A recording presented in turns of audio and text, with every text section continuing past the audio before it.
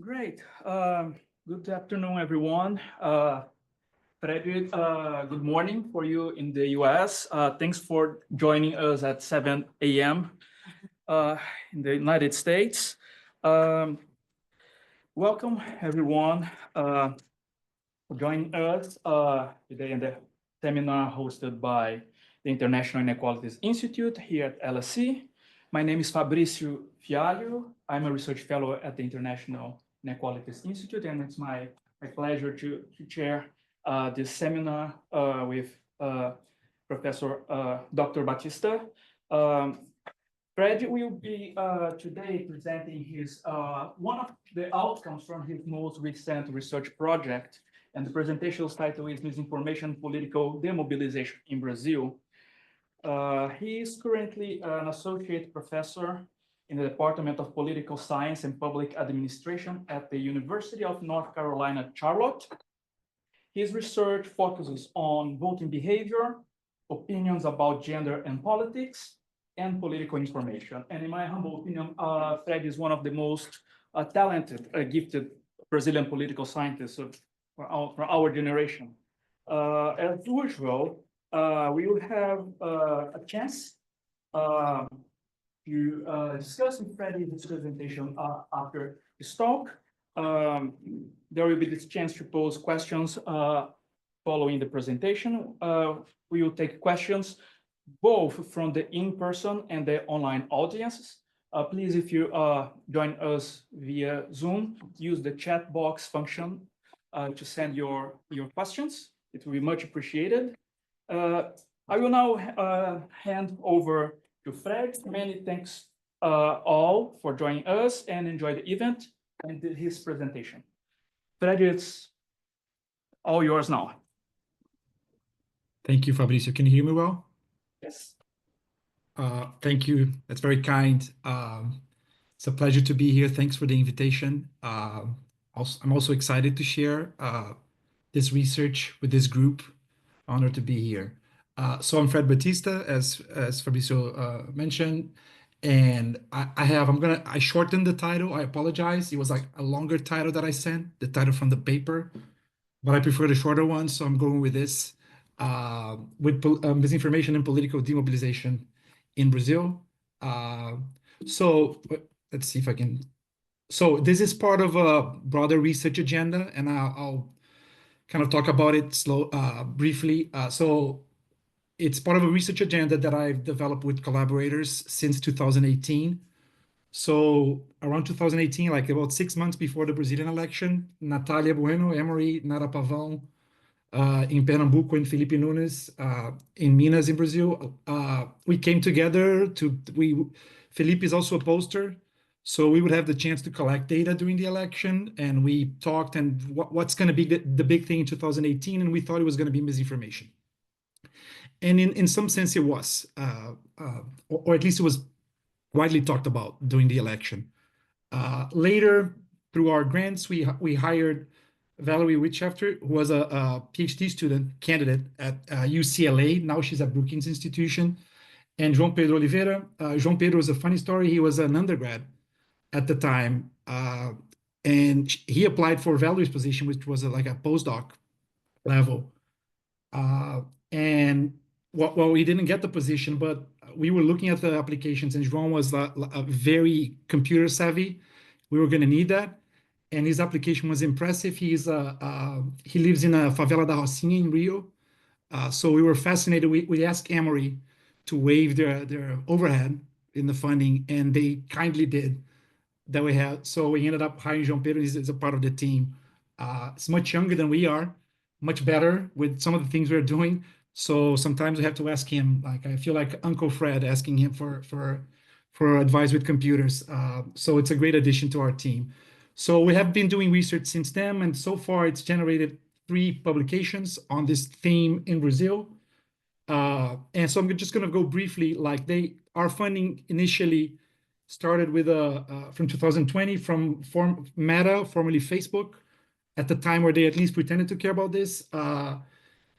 Their award for researchers, so we had no strings attached. They gave they selected projects, and then we participated in a couple of workshops with Facebook folks. So it generated already one publication and the work that I'm presenting today. We also, last year, we got a Stanford Internet Observatory grant to try to run an intervention, experimental intervention with WhatsApp group, a large public WhatsApp group administrators in Brazil. So it's been going, it's really tough to get data on WhatsApp. So we're trying to handle some logistics issues. It's been a year. So our previous work has been featured. This research agenda has helped us connect outside of academia a lot. Journalists are very interested in that. Public officials, to some extent, especially the electoral court in Brazil, very interested in this topic. So we have our previous work, our JOP, Journal of Politics paper, finding that fact-checking doesn't seem to work in Brazil, and that just belief and misinformation in public opinion is highly structured around party, not really party cleavages, but political cleavages in general. It's very hard to move people away from it. We have work from a partnership with this newspaper, Folha de São Paulo, showing that an awareness campaign that we partnered with them to run did seem to reduce belief and misinformation acceptance during the municipal elections in 2020. So this other work that we have from this project showing the extent to which politicians share misinformation online. They don't do that very often. I'll come back to this. And the allies of Bolsonaro, former president, do that more often than others, which is not really big news. But it's interesting to have that. But it's not that much more, since it's rare, but it's out there. So that's our Journal of Quantitative Description paper. So then, of course, misinformation is a public concern. We are part of this. Like we have been in contact with people. I've consulted for the electoral court. Other members of this team have been connected with people based on the expertise and the knowledge we developed from this project. But at the same time, there are concerns out there, or there are claims out there that misinformation, or at least has the concerns about misinformation are not really proportional to the extent of the problem, or at least the amount of evidence that we have about the problem. So you have, and there are mixed findings in general about the main effects of misinformation. I'll come back to this. And so there's this idea that there's a lot of panic, but really unclear science on the effects of misinformation, on the broader political effects. And I'm going to come back to this. So what is this evidence? So the main thing, what are the effects of misinformation if we're concerned about it, that it really harms democracy as it expected, or as a theoretical expectation? What are its effects according to scholarship that has designed studies to analyze it in the US, Europe, and we joined, and there's some work now being done by colleagues of us in India and our work in Brazil. So actually, we know that we know that misinformation changes the more immediate opinions and pieces of considerations that people have on the specific things that the misinformation talks about. So if you have misinformation on a vaccine, of course, it's going to change people's beliefs, at least some people's beliefs about the vaccine, and misinformation about specific individuals that may affect or events may affect beliefs on those specific events. But then the question is, does misinformation have broader political effects, such as increasing polarization, as everyone talks about, or media trust, lowering media trust, or making people switch sides in politics in the long run, right? And the results there are mixed or inconclusive. For every study you find that clearly states that they found, at least quantitative studies found a relationship or a causal relationship between misinformation exposure and one of those outcomes. There's like 3 showing findings that are not nearly as clear as those that we see and that get picked a lot of times to justify concerns about misinformation. So that's one thing. The evidence is mixed. And the evidence that we have, on the other hand, is that actually misinformation and its exposure and acceptance of content that is not factually accurate is more likely a consequence than a cause of its supposed effect. So when it comes to electoral persuasion and conversion, it's not really much out there. But if you think about polarization and media trust, what we know is that citizens with lower trust in mainstream media are more likely to accept misinformation. What we think as an effect tends to lead to the cause. And also the same for polarization, or at least findings on polarization are unclear, but we know that the people more likely to believe misinformation, at least in politics, are the ones who have sides and are more, let's say, more ideological and more emotional in politics. So it actually goes the other way around. And those studies have issues, of course, and we have to take all of this as a grain of salt. And perhaps even the fact that we get mixed findings could be due to how these studies, the quantitative studies, are designed. So first, we have unclear definitions of misinformation. There's some conceptual stretching here where you treat just hyper-partisan content as misinformation, which is a bit of a stretch. It's not exactly misinformation. And we end up with, like, since the definitions tend to be unclear, sometimes they encompass everything. There is a consequent lack of theoretical expectations and about the consequences. Also, like, there are limitations in how to operationalize the measure and exposure to misinformation. For example, some studies look at the domains people, when they measure exposure to misinformation, they track people's browser activity. And so they just assume certain domains, if people went, visited certain domains, URLs, that they're going to see misinformation, which is not necessarily true. And they can't really track people when they go on Facebook, for example, where they very likely or most likely would be seeing misinformation. So you can't really track the activity there unless you are in partnership with Facebook, like some recent studies have done. And you also have limitations in research design and ethical concerns, right? A lot of times you have to be careful with the intervention. We have an intervention here that presents misinformation to people. There was misinformation that was publicly shared by politicians. But sometimes you have to be careful about how much of that you be doing and to what extent you do it. There's also the fact that sometimes the only thing you can do is just unring the bell. Like, for people on social media, you can't really increase their social media exposure. So some studies pay people to get out of social media to see what happens, which is not conceptually not the same thing as being treated with misinformation. So there's lots of difficulties that these studies that come to generally inconclusive findings about those outcomes. Perhaps those explain what's going on. In any case, so this presents a puzzle, because if the broader political effects of misinformation are unclear, we must explain why misinformation peaks during elections and during big events in general, big political events, particularly elections, as we see and as I'll show you evidence of. So that's the case of these conversations. They peak during elections, it was the case for Trump in 2016, Brexit, Brazil 2018, and so on. And people who track the spread of those pieces of information, they see that it goes up during elections. So why, right? If it really doesn't really have a clear payoff, according to the evidence, why would it peak during election? Who gains what from that? Our research question here, and where we want to take this conversation is, well, perhaps it is a mobilization tool. Perhaps, given the features of misinformation, it is used, and it's worth spreading it from the point of view of politicians and groups to produce engagement online. And there's evidence of that out there, but also offline. You get people more, involved in general, both cognitively and behaviorally involved with politics and your side. So that's why you would be in the interest of politicians to increase the sharing of misinformation during elections. So what's the theory here? Where does this come from? Our suspicion, at least, based on what we know from the scholarship. So starting from a definition of misinformation that I think it's not really stretching too much.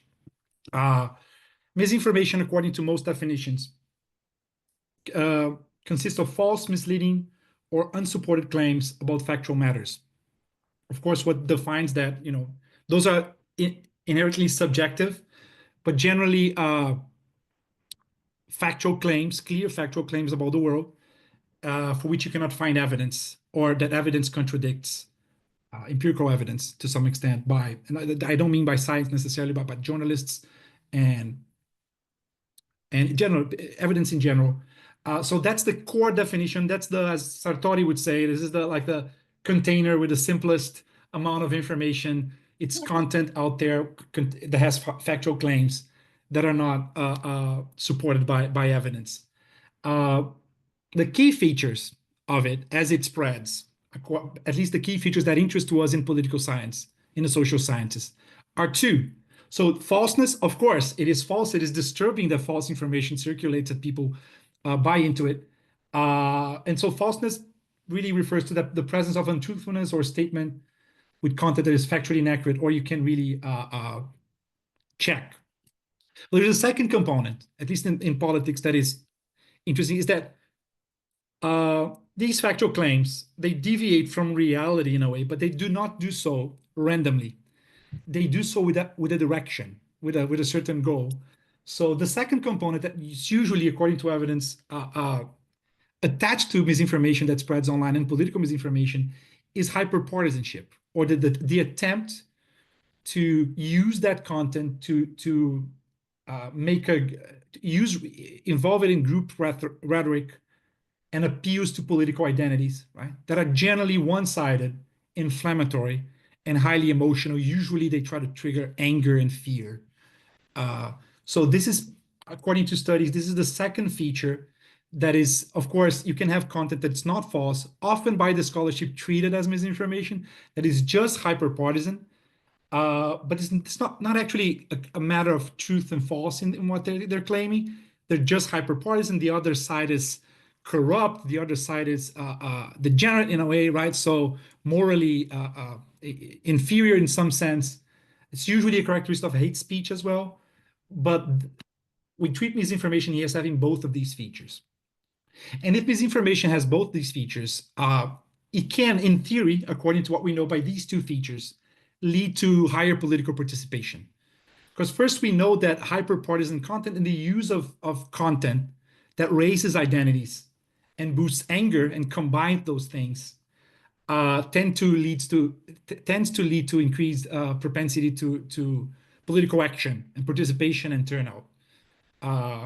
So that's established finding in the literature in political psychology. So if misinformation uses hyperpartisan content, if it triggers that kind of thing, then in theory should be connected to higher propensity of individuals seeing it to engage in political action. Second features that we have seen out there is that, according to studies, exposure to factual claims, so acquiring knowledge and like quote unquote knowledge, boosts subjective knowledge, or what the literature calls internal efficacy. So the sense that you know, right? The sense that you know things when you learn something, the sense that you know more about things, that connection exists, and that's the case according to more recent literature, even when the claims are false. So, and which connects to this Dunning-Kruger syndrome, which is something else in psychology, that people who receive information or feel like they know things because, of course, they received some kind of information about it, feel like they know a lot more than they do, especially when that information is false. And that feeling of knowing tends to be associated with higher propensity to participate in politics. So there is theory out there to justify this expectation that exposure to misinformation, especially if it's congruent with beliefs in your side in politics, should lead to higher political participation. So in theory, mobilization, it is possible that mobilization is used as a tool to mobilize during elections, and that's why it peaks, and that's what we're trying to investigate here. So then we're gonna, in this project, we're gonna try to examine to what extent that's the case, right? So we're gonna look at the Brazilian case, where it's seen as a big issue, right, by authorities, by media, and the electoral bureaucracy in particular, as they try to guarantee that Brazil has free and fair elections with freedom of information and things like that. So we're going to do that in two parts. First, there's an observational analysis where we're going to map the online behavior of politicians between 2018 and 2020. So it takes a little bit of the pandemic there to identify the frequency of misinformation sharing and the online reactions it generates. And that's by politicians. Right? That's the first part. The second part, we're going to run two large survey experiments in Brazil to understand how voters react to misinformation. And we're going to try to pair what we see in the observational analysis in a study. We're trying to kind of simulate that in a study to see if we can replicate what we see online. So, and the setting, of course, of the broader setting is the polarized environment at the national level between supporters of Lula, former president from the Workers' Party, and Bolsonaro, a far right-wing former president, Lula, current president, Bolsonaro, former president, as the main divide in Brazilian electorate. There are other ways of dividing the Brazilian electorate. There are papers and books out there, but we believe this is the main cleavage that splits Brazil since at least 2018. Even though Lula wasn't running in 2018, but it was Fernando Haddad, his appointee, let's say, to run. And ever since, but there was clearly a divide between Lula and Bolsonaro at the time. So I'm gonna try to move quickly in the observational analysis. Lots of details that I'll be happy to talk about in the Q&A. So basically, we collected 4 million posts from 945 Brazilian politicians. We're talking president, vice president, governors, cabinet members, senators, legislators, Congress members, and mayors of capitals. So in total, 945 nationally or politicians that holding highly visible positions in Brazil across 4 different social media platforms: Instagram, Facebook, Twitter, and YouTube. We transcribe their videos on YouTube to be able to analyze the content. So that's between 2018 and 2020. Then we collected everything they posted, and then we scraped, and João did that. Like, I try to call some of these fact checkers to ask them for their databases. Only one of them responded and said was not interested. So we talked to João, and João, it took him like a couple of days to scrape the websites of 7 Brazilian fact-checking agencies and put together an entire database with over 2,000 rumors that they identified as false and spread during the period. Then we have the posts, all posts, and we have all rumors that, according to 7 fact-checking agencies, circulated widely in Brazil. Then we use text analysis to match the posts to the rumors. So first we train an algorithm to compare real news to the 2,000 posts that were fake news. We train them on the language, Then we actually applied this model to the broad set of posts, the 4 million posts, trimmed it down. Then we did what probably many of you are familiar, like plagiarism detection, right? We used different kinds of models because we trimmed it down to, like, I don't remember. I have a few thousand posts. So we ran the plagiarism detections to find which ones were the most likely to be plagiarizing the false content, and then we had human review. So that's how we try to match to what extent. And then, of course, we check that, and that's the paper in the Journal of Quantitative Description, trying to describe it briefly, how we got to identifying which politicians at which point shared news that had been demonstrated as false by, or later shown to be false by fact checkers. So that's a methodology. I'm summarizing quite long paper in a few sentences here, probably doing a terrible job. So then of course, we have those rumors, we have the posts, and we have the reactions, the online reactions to them. So we're going to compare those posts, reactions to those posts, to the other content posted by those politicians. So about the fact-checking data, as you can see here in our timeline, from in the left, if you look at all fact-check stories from just one website, just one fact-checking agency, the largest one, boatos.org, you can see a clear peak in 2018 here during the 2018 election. And of course, it peaks again in 2020 for obvious reasons. And so this is all stories that were checked and all political stories. So if you look at all political stories, then the 2018, the October 2018, the campaign, is clearly the one point that stands out. So which confirms the idea that, well, it peaks in elections, right? And perhaps for a reason. That's just plotting the rumors that we got from Boatos. Here's an example, right? The candidate Fernando Haddad planned to introduce a bill if he won in 2018 to legalize pedophilia. So notice that this does not have a link. This is just text, image with text, which is part of our paper, the Journal of Quantitative Description paper. A lot of the scholarship in the US uses links and URLs to get to false information. We claim, especially in the context of Brazil with WhatsApp and these other social media platforms and private messaging apps, that you cannot just rely on links. You have to actually look at the content. So we try to use machine learning to extract those and find those, of course, with human review ultimately, because I believe it's impossible to not have human review at some point, separate what's probably false from what is really matching the false content from fact-checking agencies. So if you look at our bottom line here, with all the procedures we did to trim down the data for the 4 million, and then the first model I described, and then the cosine similarity, that is the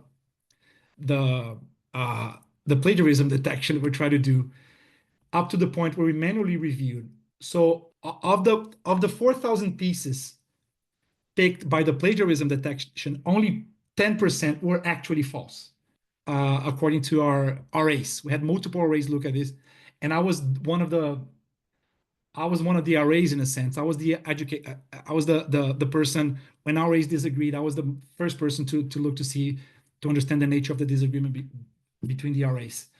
We ended up with 421, which is in 4 million very rare. Right? And when we compare reactions, right, and there's regression models in a paper. I'm just showing you the basic comparisons, the average number of reactions that we get, and I'll ask you to pay attention to the first row from our methodology.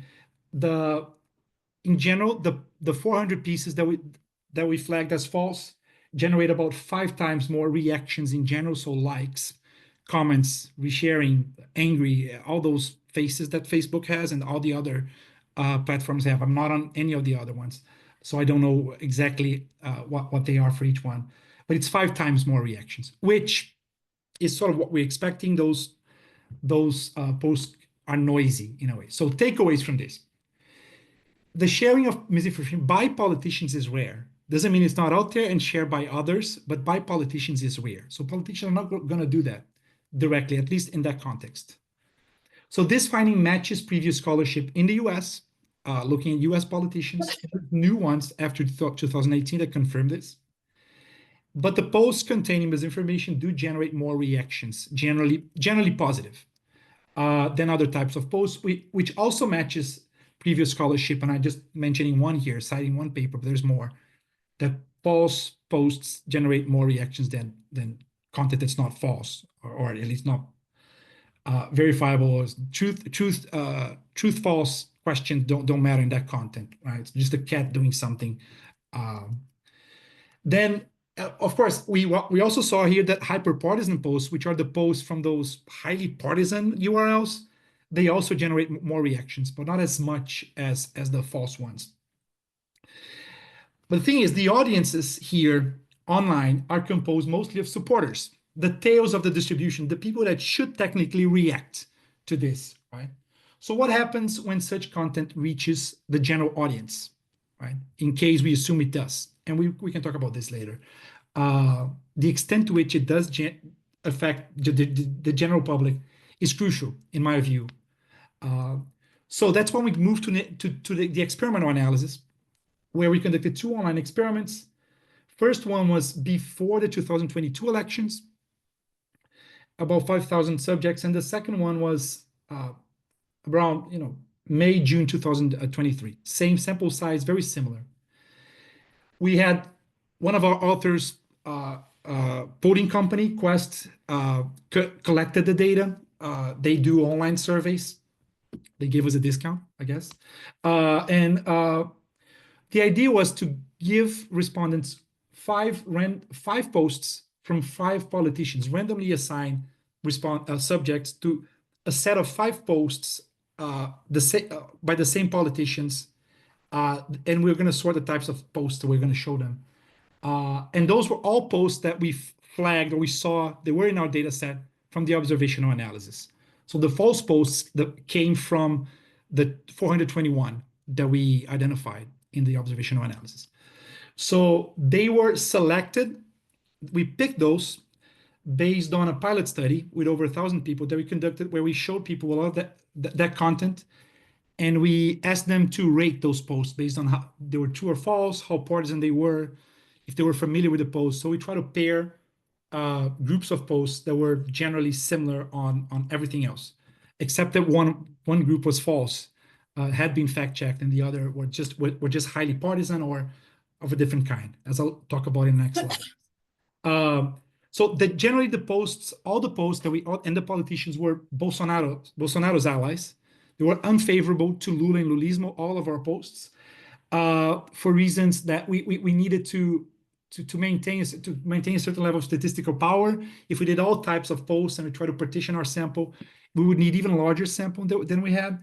And of course, because most of the false posts that had a direction during the election were against Lula and Lulismo, as the example that I had before about the pedophilia example, that's most common type that we observe, which kind of matches what you see in the US as well, right? And that's another discussion. So after presenting the rumors, we collected measures of political participation and effect towards Lulistas and Bolsonaristas. So what I have here is the study flow that I hope you can see. So study 1 had 2 types of posts and a control group. Study 1, not a control group, sorry. Study 1 had phatic posts, which is basically the post about like a Mother's Day post, right? Politician saying Happy Mother's Day, something like that. That's one. That's what we call phatic posts. It's content that is not really political and just aimed at checking in with the audience.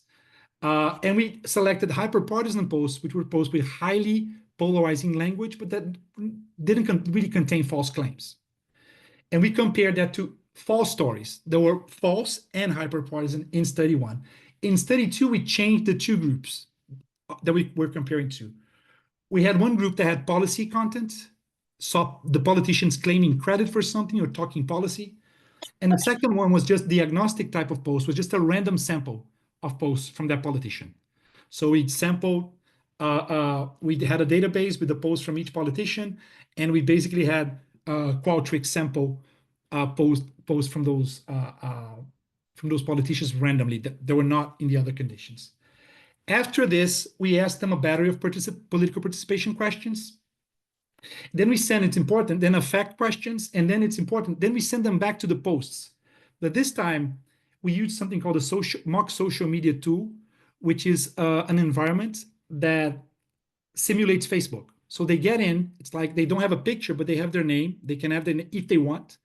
And they're going to navigate a page that is identical to a Facebook page, and they're going to see the 5 posts, and we tell them, feel free to navigate this page, and they can react, they can click, they can comment, they can reshare, they can get lost there, pretend they're on Facebook, even forget that they're not on real Facebook.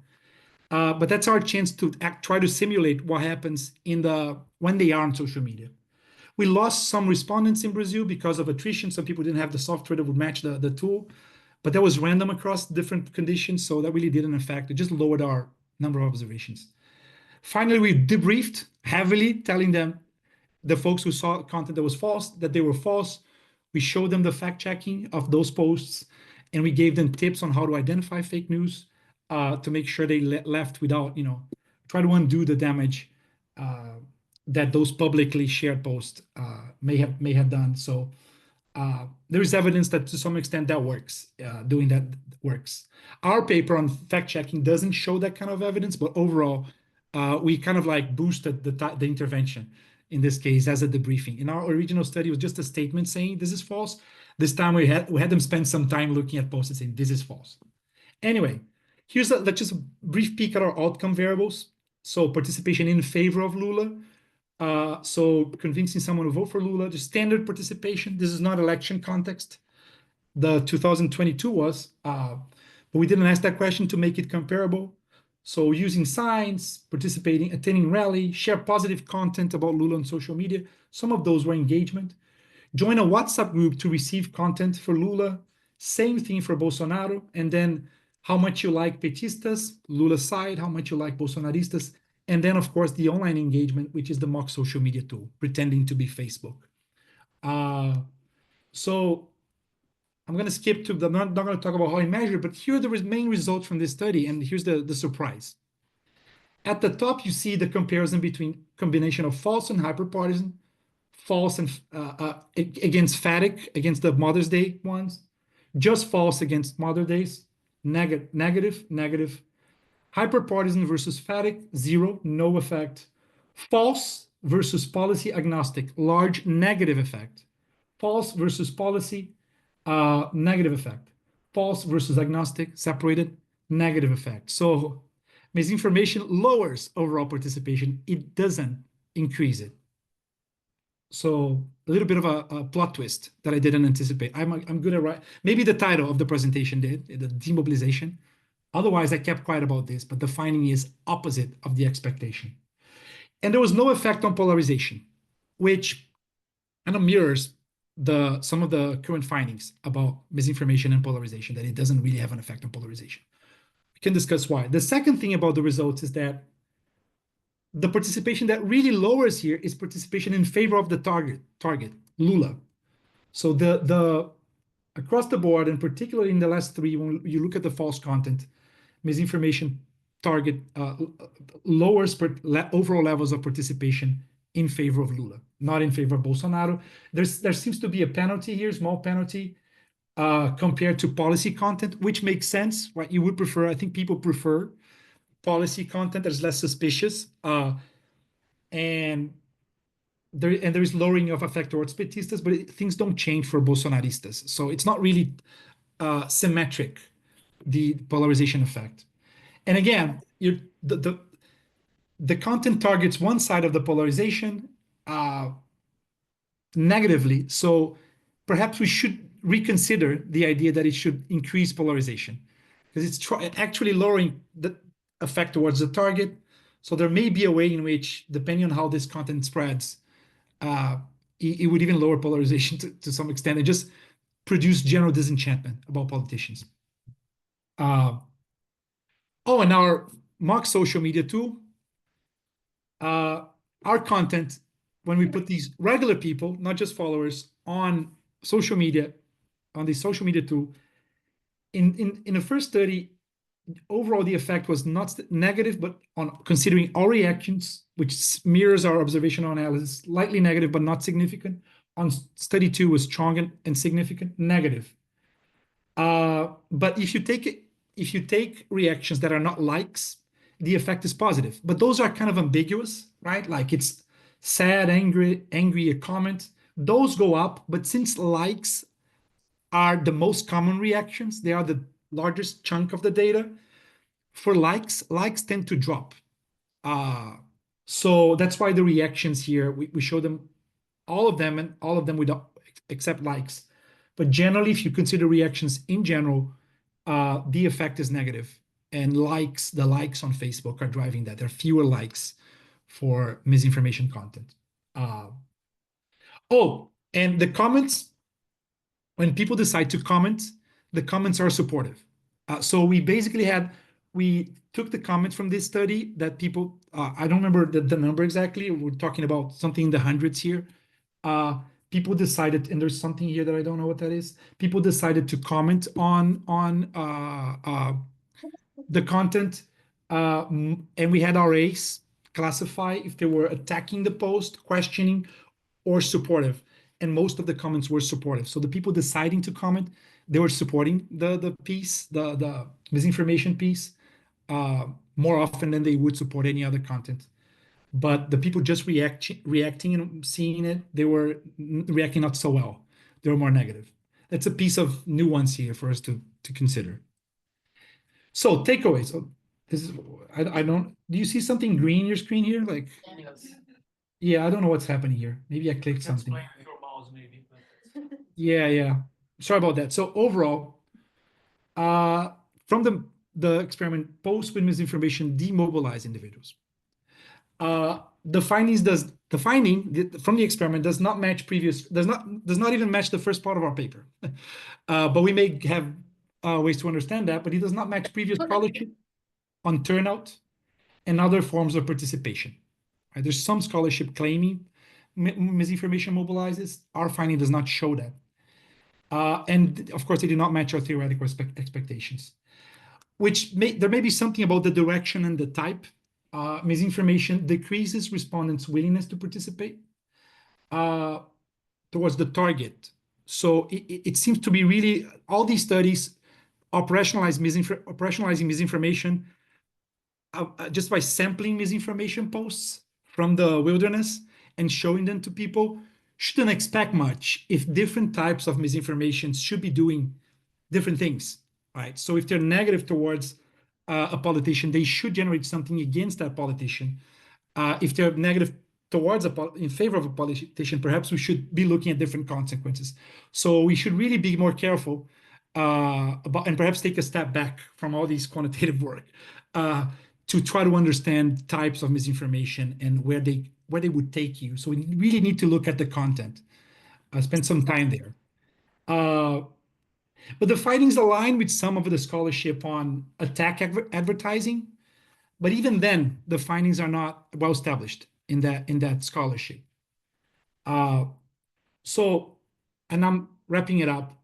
So things first to consider about online misinformation that I think the findings are suggestive of. So first, conclusions based on social media environments may not extend to other platforms where like more normal people go in a way. So conclusions that we draw from data on Twitter and Facebook, where just a reduced number, a part of the population is really fall, and the tail of the distribution is really there. We should be careful if that extends to private messaging apps, for example, where there's way more people. And those are closed and people feel different about how they communicate there, which is what we find here. You generate noise online when you show that content in our observational analysis, but then when you have a representative sample of a population and you show them that content, things change. That seems crucial to understand the general effects, because perhaps a lot of what we've been expecting to see or not seeing when we get online data, we shouldn't really see when other people out there see that content, right? So perhaps it could be the case that you mobilize your supporters and the tail of the distribution online so that they can spread the misinformation for you. And then it reaches their cousins and aunts and brothers and parents. And then it has different effects when you get to those people, if they're not, high on the drug of social media and those things, right? About our expectations, this seems to depend on content, as I said already. And I said already that if it depends on the target, our expectation about polarization probably misguided. And also our effects on effect towards Lula, the negative effect on effect towards the target, it's much lower than the effect on willingness to participate in favor of the target. So there's something about willingness to display effect more than lowering effect in politics, which brings me to just my final considerations on the Brazilian contest. This is mostly noise online and silencing offline, apparently, the conversation here. Some possible implication, this could be related to unequal propensities to abstain that we observed in 2022 between Lula voters, generally poorer voters, people who are not really as often on Facebook as others, lower income, lower education voters that are less likely to turn out to vote, and Bolsonaro voters were the opposite. Different profiles and different propensity to abstain. This could also be related to kind of spiral silence effect. And I can talk about this later. Felipe and I, during 2002 election, we ran other focus groups, and we observed something consistent with this, where Lula voters they like Lula, but in face of information like that and hyper-partisan conversations, they would just shut up, which could perhaps affect their propensity to vote. They still like Lula, but they just don't show up to vote. And we don't have clear expectations why this should be different outside of Brazil. We think this conversation may extend, and researchers should be considering what happened here in our study that we were not even expecting in other places, and start thinking about whether that could be the case. And finally, my thank you for the chance to present this. This is Felipe Nunes, one of our members of the group being targeted by fake news once his polling company released polling results that were unfavorable towards Bolsonaro. One of Bolsonaro's allies claimed that this man is a leftist with a vice presidential candidate, except that this man is not Felipe. This man is another politician. So Felipe was targeted by this kind of thing. So that's honoring for us to be also targeted in this kind of study. Thank you.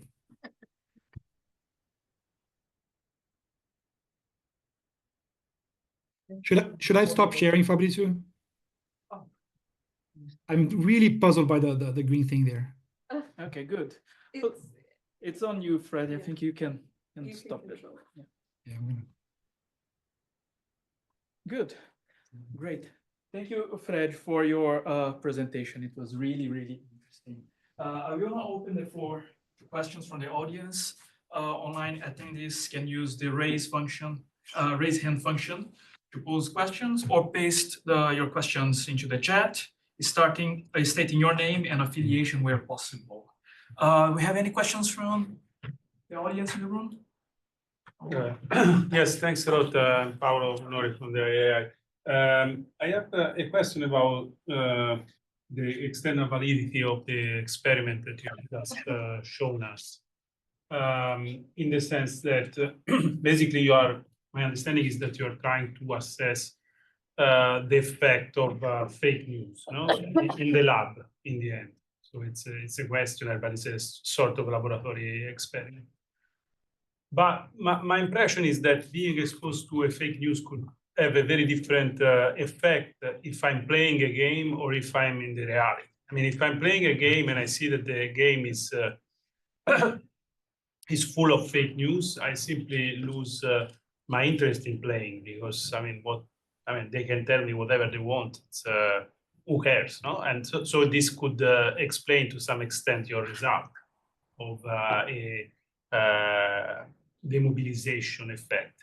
But when I'm in the reality, maybe if I say fake news, because that's not a game, that's what is gonna have consequence on the electoral results and on the future of my country, etc., then I could react in the exact opposite way. So I was interested in understanding your view on this possible lack of external validity of the experiment. Thanks. Let me take one more question from the room. Yes. Yeah, my question is regarding why do you think that right-wing politicians are more successful in using misinformation? Do left-wing politicians do not use it, or they just don't have like the mechanisms to be so successful? Thank you. Both great questions. I'm going to answer the first one on external validity. That's definitely a concern, and I've done different types of experiment with different goals, and that's also always my concern. That we researchers, especially they use experiments, they reach over these broad overarching conclusions from something very artificial. So we believe it's really difficult to get at what you're saying, right? To truly simulate the environment where people and the mood where people are seeing this content. We believe, I'll talk about, so in a way, I fully agree with you that this could be different in real settings, but at the same time, there are two features of the study that at least try to minimize that. First, they're not taking the study in a lab, they're taking the study online as part of a panel. So a lot of these respondents are answering these questions on their cell phone and their computers, which puts them in a kind of, when you're in your cell phone, you're like your dual process mode, you're like in a more relaxed mode when you have your cell phone, and you're probably switching between Facebook and the study, things like that. So being online helps without an interviewer in that kind of environment, puts people in that more relaxed mode of answering and talking about things. So I think that helps us. The second feature is that this is a study, and they start answering some questions about politics. So this puts them sets up the mood a little bit. So in a sense, they answer consent forms, so they know they're entering a realm where they talk about politics. And once they're in there, they get to those questions. So I think there's a smooth movement towards seeing that kind of thing. And we try to set it up so it's kind of similar to what they see when they are scrolling down Facebook. And in this sense, one of the goals of having the mock social media tool at the end of the study was trying to kind of, okay, let's try to put them on a fake Facebook here and see if they maintain their pattern of behavior, which what we saw. So we try to get around it in different ways, but I agree with you that ultimately we cannot truly respond that unless we have data that we don't have access to, and we're probably never going to have anymore, which is their actual data on how they behave on Facebook, for example. I know researchers have had access to that, and you can do some kind of matching to see what happens to their behavior once they see the content, but we can't do that anymore. And there are, of course, ethical concerns about doing that, but Facebook knows what happens. So again, it's really tough question, and I think a lot of what we see in findings in quantitative experimental social science has to be taken with some degree of Good. So we have, I think, one more question from the room and one from the online audience, which I will send you on the chat, Freddie, but I will read here. This question from, what's her name? Nazaria Solferino. She says, I'm working on a slightly related topic, how exposure to inequality boosts awareness and support for pro-poor policies. Therefore, misinformation disrupts this by distorting perceptions of inequality. Do you think it ultimately harms the poor the most? Maybe analyzing how social media posts spreading misinformation contribute to raise inequality could be insightful. Yep. And we have, I think we have one more question here. Yes. So just connect. Let me connect. Oh, sorry, this one. we missed your question. Did he answer your question? Yes, I didn't get a chance to answer the second one. So there is for why do I think the right, or if I think the right is more successful? I think the right is more successful. There are two types of. There's research out there about this. First, the right tends to put out that content more often, as has been demonstrated. So there is a market issue. They offer more. I don't think the demand for it is that large, that more right-wing voters are more willing to believe it, but they're definitely more willing to chase that type of content. That's what we see in the case of Brazil. If you show misinformation to a Lula voter that is against Bolsonaro, that person's equally as likely to believe it as a Bolsonaro voter is to believe in information that is against Lula or pro-Bolsonaro. The issue is seeking that kind of content. And the extent to which politicians put that content out there. And I think that happens because you have this anti-government, it's kind of pre-conspiratory view of government and institutions and the media that is, I think, more closely connected to the right and to conservatism than it is in the left. So that's part, I think, and I've seen work related to that those views, this skepticism towards official information about vaccines and vote counts, tends to be more aligned with predispositions of the right. So right-wing politicians gain more from putting it out there. And it's, of course, more aligned with them. That's how, my brief answer to this. And on this other question, so I think that explains why the pro-poor content is going to be more targeted, pro-poor policies is going to be more targeted. And this is part of what we see in the case of Brazil, right? It's the politician that more clearly defends pro-poor and anti-inequality, inequality-reducing policies. Lula, that's targeted by this. His voters tend to be poor. They see this, and they refrain from voicing. If this is correct, if this idea, right, they become less likely to turn out. They refrain from voicing their concerns in the public sphere, which ultimately affects them in more than other voters. So I think this is connected, and I think that specific type of there is an agenda there. There is a direction. This more income inequality kind of framing to misinformation that is worth pursuing. I agree. Yeah. Thank you for the question. We have one more question here. Yeah, go for it. Yeah. Two, George, and no, you first, then George. Sorry. Okay, thank you. But just Yeah. ask you to be brief. We have 3 minutes left. Yeah. So, Okay, I'm Diego, and yeah, I was recalling a case actually in Colombia in the after like the peace agreement, like actually before, in which some strategies like revealed that they were targeting different content to different people, like in different regions or depending on their like socioeconomic background. So do you think that if you try to like stratify your analysis according to like other variables, the effects would be like a bit different or a bit like confirmatory? That's a great question. I actually thought about this the other day. We don't have an answer yet because we haven't done this in the study, partition our sample to see the effect at subsamples. I don't know, with the sample size we have, we would have to be careful with that. Unfortunately, you can only subset in larger groups to be more confident what you see. But I agree that we would probably find different propensities here and there. It would be ideal, and that's why a study like this would be very. You need big data and you need other types of data. This online experiments very. We don't have that information about the online folks that we're observing, right? We don't actually have data about the users of social media that are reacting. We have the data at the post level, but in our experiment, which is ideal, we don't have enough data to differentiate types of posts and types of audiences to see what works where. But I agree with you, and we need better science, and maybe that's why it's a collective enterprise. We need different studies looking at different types of posts with different types of audience, and to build the collective knowledge about that.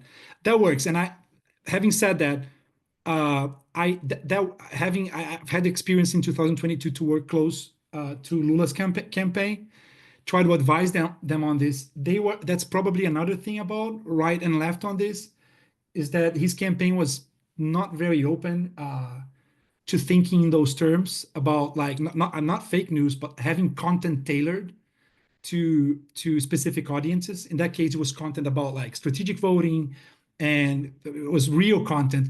But the right's doing that and taking that to a full, doing that even for fake news. So it's something to think about how we approach this, and thinking in terms of subgroups is worth it. Some groups react differently. You got to be careful with the content you put out. Sometimes what you think works with one group, one small group, doesn't really work with a large group. So that's something to think about. But I agree, we just don't have anything. I'm sorry for the long answer, but we don't have it yet. But we will look at that later. We need to wrap up this paper and submit to a journal. So we're going to focus on that now. But later for a second paper, if we find heterogeneous effects, we'll go that way. Thank you. So we are running out of time. George, I'll ask you to be very brief, and Freddie to be very brief. Okay, Fred, thank you very much for your talk. I'm George from International Inequalities Institute. My question is regarding when does something, misinformation, moves from resistance to a negative fact like misinformation. Like, for example, in a peasant society, rumors were considered as celebration of resistance against a landlord. James Coates' work has proved that, So, but when it comes to online, we always say this as negative is misinformation. So I don't know if it is relevant to your research, but this was I was thinking as you were presenting.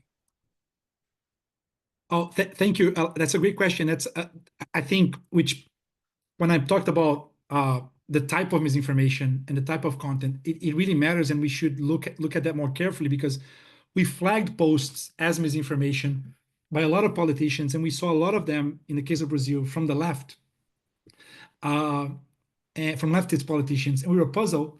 But then we saw one post particularly was shared multiple times by different politicians, and that was news that the Pope Francis, sent Lula some kind of religious, I don't remember what it was, sent Lula something as a gift, which doesn't really, which was false. That had not happened.